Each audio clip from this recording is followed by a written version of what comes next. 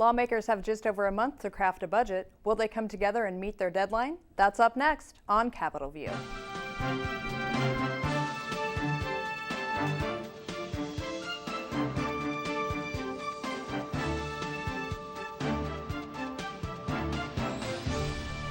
Hello, and thank you for tuning in to this week's edition of Capitol View, the show where we talk about Illinois politics and government. I'm your host, Jamey Dunn, with Illinois Issues Magazine. And with me today is Ray Long, State House Bureau Chief for the Chicago Tribune. Ray, thanks for coming. Good to be here. Nicole Wilson, State House Bureau Chief for Metro Source News. Nicole, thanks for being here. And Mike Riopell, State House Bureau Chief for the Daily Herald. Mike, thanks for coming. Thanks for having me. So we had a little upset over the budget last week, near the end of last week. It seems like everyone in the Senate is agreeing that we need to cut, but they aren't agreeing on a process. Both the leaders held opposing news conferences. Ray, can you lay out a little bit about what their messages were? Sure. The Senate Democrats are saying we're going to go through each one of the agencies probably with 40 or 50 bills. That's a departure from the way it used to be over the last 10 or 20 years. They've been trying to put as few bills on the table as possible, slam it together, up or down, everybody votes, move out of town. So it's like a one bill goes through pretty quickly. Right. And then this will now have an opportunity to lay out different budgets and, in theory, give them a chance to cut more, tighten down areas that have been areas where they've spent too much in the past. But now the Republicans, who have said we ought to cut a whole bunch and have laid out general areas to cut, are not saying that they will add any amendments themselves. So thus you have a conflict here. The Democrats are saying, well, how come you don't want to do anything? How come you don't want to participate in this? And the Republicans are saying, look, if you have us just lay the big, deep cuts out on the table, then you'll have a chance to vote it down and use that in a campaign brochure down the road. So they've got to get past this stage of politics and get into statesmanship if they're going to craft anything that's bipartisan. And the Republicans laid out about $5 billion in cuts in their original plan. They want to go down $5 billion under what the governor's level is for his budget. And everybody thinks that the governor's budget is over the top, out of whack, $1 billion to $1.7 billion out of whack. The Republicans gave an array of $6.7 billion in cuts, and they say that let's use this as a marker, put it on the board. It ought to be up to $5 billion in cuts out of this 6.7. Democrats say, well, let's just do amendments and vote them up and down. One thing unique about what the Republicans did was they said, if we get agreement on $5 billion in cuts, they can put 15 votes, half the Senate, and they're the minority party, into a vote for the cuts that they can get agreement on. So it's a big chess game right now, but they're going to have to start playing the game. And what's, I think, been interesting about the Senate Republicans putting all those ideas out months before the actual budget will take shape at the end of May is they've basically demonstrated how tough it's going to be to cut the budget, because now they've put all these ideas out there and given people who are opposed to those cuts lots of time to be very vocally opposed to it. For example, one of their ideas was to cut $300 million out of what the state gives to local governments, their share of the income tax and sales tax. Well, of course, every mayor in the state who would lose in their city budget out of that is up in arms about that. Every one of their cuts is going to cause somebody problems, and because they've come out with them early, we can see how hard it's going to eventually be to do. Yeah, the mayors actually held a press conference a couple weeks ago and kind of stormed the Capitol to talk about how difficult this would be for them. So with demonstrating how difficult the cuts are going to be to make, in one hand, that does show some courage on their part. On the other hand, doesn't it give them the opportunity to sort of systematically shoot down all these cuts possibly before we get anywhere on them? Right. In fact, and Nicole, jump in here because I think you get a handle on this too, is that what is going on here is that if you put out a cut, then everybody can pile on and say, that's a bad cut, I don't like that cut, and you ought to cut something else, and then you just get this whole fight going on. And again, you're worried about whether this is going to be a campaign brochure used against you if you cut too deep in some area. I think the cuts are going to be deep all the way around, and the biggest thing is, like Ray said, it's going to come back to campaign issues, regardless of who made the cut or who suggested the cut. I think, former Governor Edgar held a press conference several weeks ago also, and he said, it just boils down to learning from history and just making the decision to cut.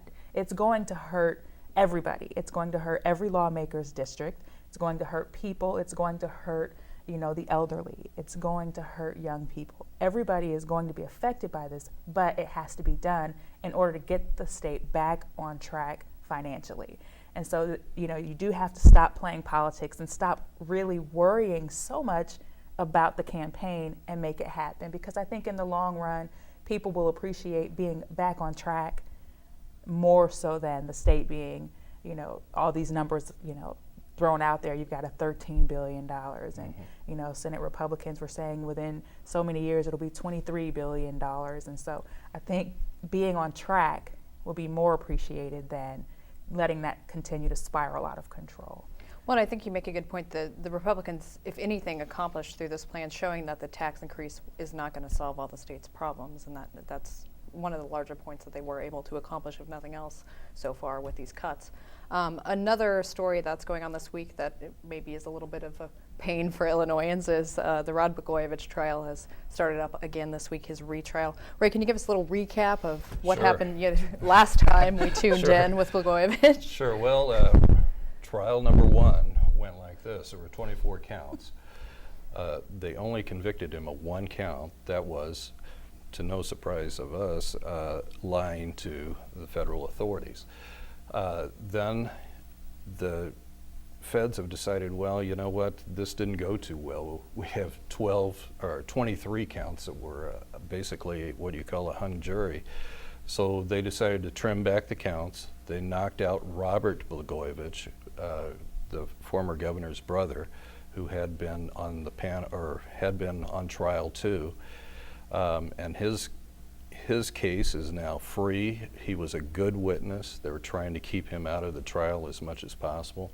They're starting to pick the jury, and we're supposed to be ready to roll next week. Well, and many people say Blagojevich's brother's testimony may be a big reason why he wasn't convicted on any of his charges. He has now come out and said that Rod should take the stand. I think that's one of the big questions. Will he take the stand this time? Should he take the stand? What do you guys think? I bet it'll be a last-minute decision, at least for us. I mean, he's already dropped hints. I think, didn't he drop the hint that he might even want to make his own closing argument? And he could go back on that. And even during his impeachment trial, he kept saying, "I'm not coming. This is ridiculous." And then the last day he came and he kind of made his last stand. So. Surely I bet he wants to. He's that kind of guy who would want to get up on the stand and take his own defense. His lawyers might have other ideas. I bet we won't find out until, for sure, like last time, until the very end.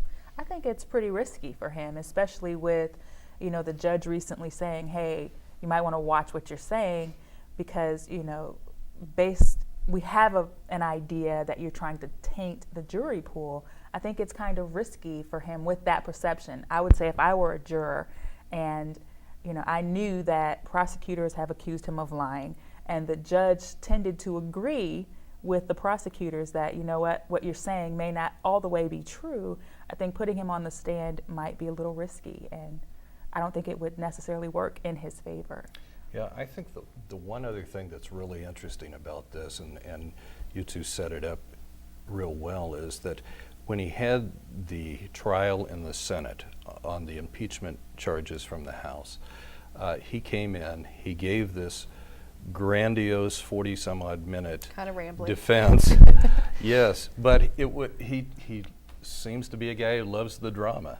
And I could see him doing the same kind of thing in the federal court, because he doesn't have to take questions. When he's doing the closing argument, he can build his case, do his side, and then the only thing left is for the prosecution to come back with their rebuttal at the end. So I could see him taking or making a decision, well, I'm not going to take the stand because he may have to face tough questioning. He may have a whole lot of issues that come up if he gets on there and goes too far down one road or another. But coming up and not having to take questions and getting a chance to perform, I could see him taking that route. See a similar scenario as the impeachment trial, where he gave a speech that evoked a lot of blue-collar imagery, a lot of underdog stories. It didn't sway lawmakers, though. No, So. it was 59-0. Yeah, big, huge no-notes speech, very dramatic, no preparation, and then he didn't get a single vote for his favor. Yeah, that was rough for him. Well, do you think that the judge would allow something like this? I mean, I would think that the prosecution would just go crazy wanting to have some sort of crack at him if he's going to participate in his trial. And Zagel seems to be a bit frustrated this time around, as far as saying that he's been fooled before by the prosecution. So. Well, I do think that the prosecution was caught thinking that he was going to come to the stand, and they made some of their decisions on what to present along the way in the first trial based on the idea that they would get a crack at him on the stand. And as a result, I think that hurt their case. So they are coming back with a refined case, and the belief among people up there is that they're going to try to lay it out so that even if he skips away from taking testimony or doing the testimony himself, they'll still have a way to put the noose around his neck. Well, there was some speculation the last time around that they had saved some evidence to rebut whatever he would say on the stand. He didn't take the stand, and so that evidence perhaps went by the wayside. Right. I don't really know, but it's a very complicated case, and one of the problems that the jurors who were interviewed after the last trial was that, we couldn't figure out which way it was going. And there was a report this week that was amazing to me, where the jury foreman said it took us a few days before we even found the indictment in the group of evidence that was in the jury room. And I thought, wow, that shows that somebody wasn't laying the groundwork or building a good map for these jurors. well, and if he were to take the stand, would that mean potentially other witnesses, like maybe Resco, might be marched out? And what would that mean for the case? Yeah, I mean, it's possible. There was a lot of speculation, of course, when Resco was first indicted, that was the whole point. He would cooperate and then take the stand against Blagojevich. But maybe they've learned from last time not to have a game plan. Not to have such a rigid game plan, because you don't know what Blagojevich or his lawyers are going to end up doing. I mean, he's shown that he'll say anything pretty much, in public. So maybe they feel like now, well, maybe we need to have a good plan in place, but maybe there needs to be some wiggle room where we can change gears if we need to try and get this jury on their side. Well, we'll be following this for quite a while, it seems. They're just doing jury selection this week, so it really hasn't gotten kicked off, but it's interesting to think about the what ifs. And I guess the other big what if is, if there is a hung jury again, what will prosecutors do? They could continue their pursuit of Blagojevich. They could continue to try to have him convicted. But what do you think, Ray? There was some backlash the last time around. There was backlash, but it comes down to basically this. Oh, you got him on one count. Why don't you just go ahead and do it? Why spend the money to prosecute him again? And here's why. There's a basic fundamental issue here. Was this guy breaking the law? We didn't get an answer. We had a split verdict. People want some finality here, or at least this state may deserve some finality on this. And if you can get the governor's case and just focus for a second on some of the big charges, and you have to remember that we're talking about somebody who is accused in federal court of trying to sell his authority, his appointment power, to appoint a U.S. senator into one of the biggest and most important bodies of the world to take the place of a guy who was just elected president.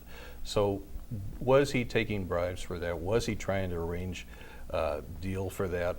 What exactly was going on? And that's why prosecutors are trying to get to the bottom of it, get an up or down on it. Yeah, because you're right. I mean, one of the biggest bodies in the world, and we were here several years ago talking about while he was in the process of trying to make that decision. We know more about it now, or at least what the accusations are. But there were a lot of people spending a lot of time speculating, what is Rod going to do? This is a huge decision to make. Is he going to appoint himself, or he's going to appoint Emil Jones, et cetera. So, yeah, I mean, that was a huge issue when it was happening. So, yeah, I agree. I mean, I think people want to know, like, what actually happened with that. But I think there comes a point, if it's a hung jury again, I think there comes a point where you have to stop. Do you continue to spend the state money? Do you continue to go after someone when jury after jury keeps getting hung? And I think what it boils down to is, the attitude of the public. Like Ray said, we want finality. People want finality. They want to know, did he abuse his powers?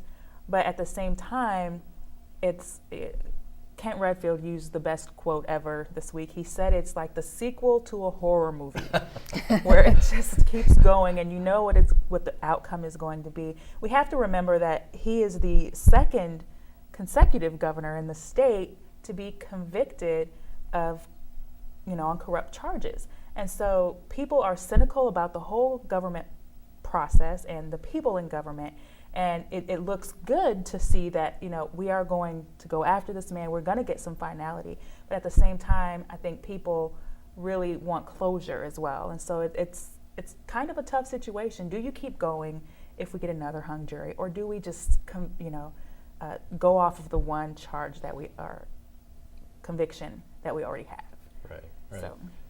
I'd like to move on to another story that deals with appointments, not quite as glamorous and exciting as Senate appointments, but Governor Quinn vetoed a bill this week that would have basically kicked everyone out that's appointed in the executive branch that has overstayed their term.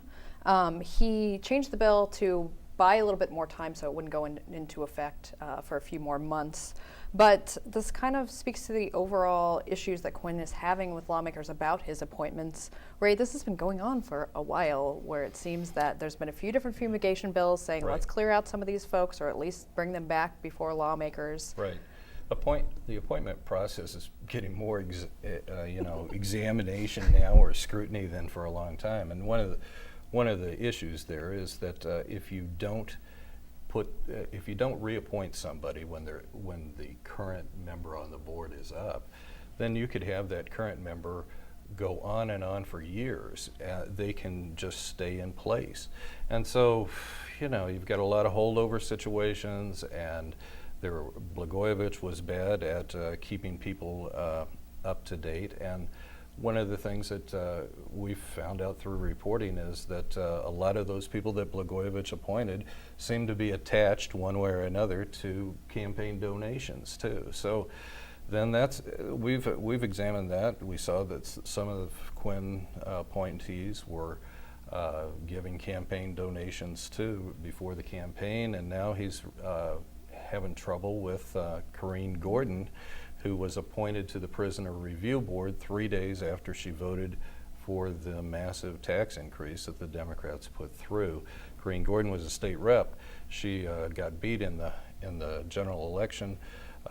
She was a lame duck when she voted for the tax increase, as well as civil unions, as well as the death penalty too, a former prosecutor.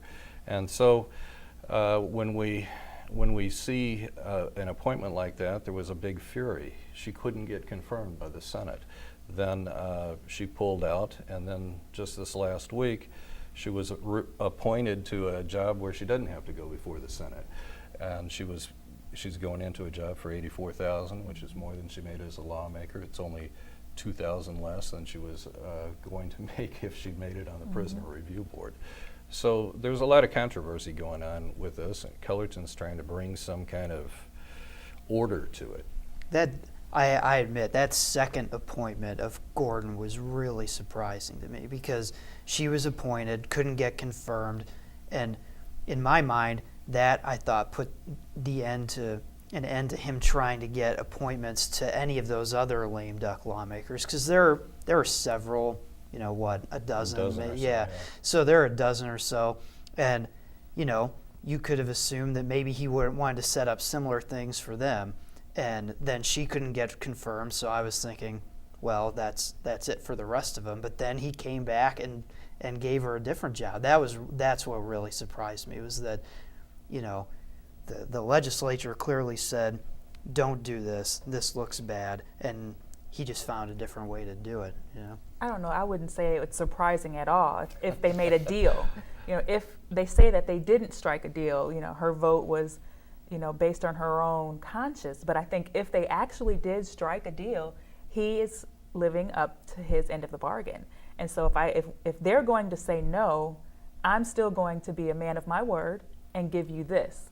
We're going to put you in some place to uphold my end of the bargain. So I wouldn't be surprised at all if that's actually how it's playing out, even though they say no deal was struck. Well, and there's been some speculation that maybe no deal was officially struck. Maybe there was never the conversation, but if you vote the way that the administration wants you to vote, you may end up with some sort of bonus from that, or something good may happen to your political future. And I think that's typical of lots of workplaces. If you do what the boss likes, you might end up, moving up someday. But even even if there was some kind of not deal, but some kind of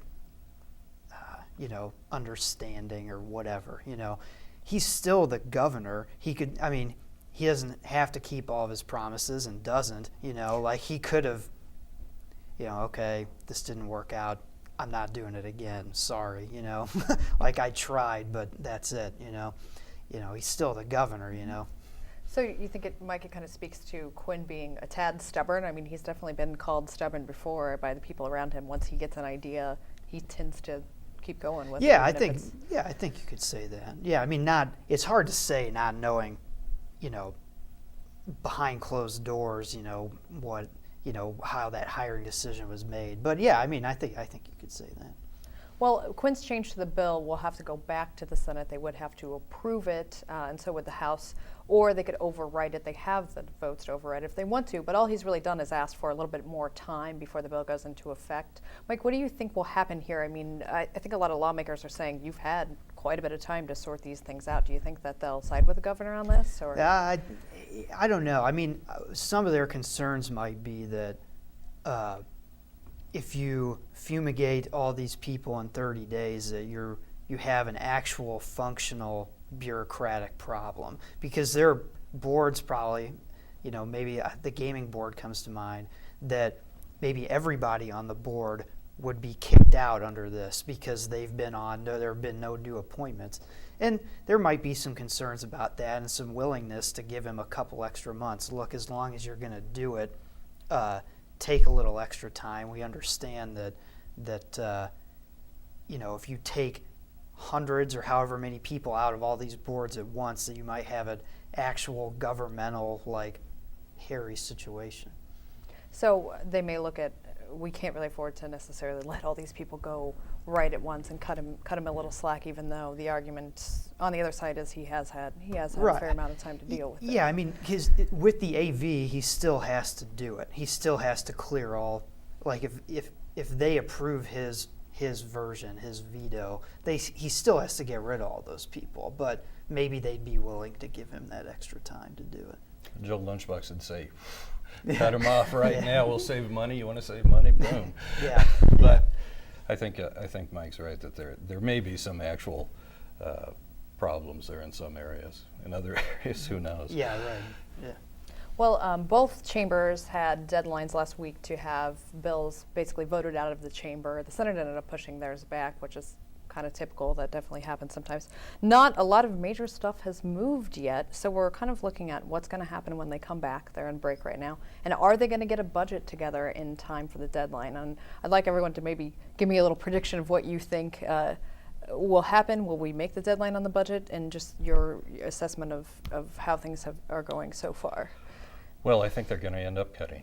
And they're going to end up cutting probably closer to the House level because that one is one that Madigan looks like he wants to stick to as closely as possible. And when you say the House level, you mean the revenue projection? Right, Can you explain that just a right. little bit? Right. Yeah, there's an operating budget, and within that grander budget, this is the budget that really counts. This is what all the big fight is. It's called the general funds budget, and the idea here is that if you can crunch that down, the spending on that, then you can maybe save yourself from having to extend this 67% personal income tax increase beyond the 4 years that it's in place. It's supposed to be temporary, but if they don't get spending under control quickly, it's going to be a lot harder to not extend it when it expires. So Madigan has set a line for how much spending should be done around 33.2, I think, and then the Senate is around 34 billion plus, and Quinn is higher, and so nobody really is even talking about Quinn's higher level, and he can't raise it when the bills go to him, so it's going to come down lower, and Madigan is talking that he can maneuver it through to his lower level.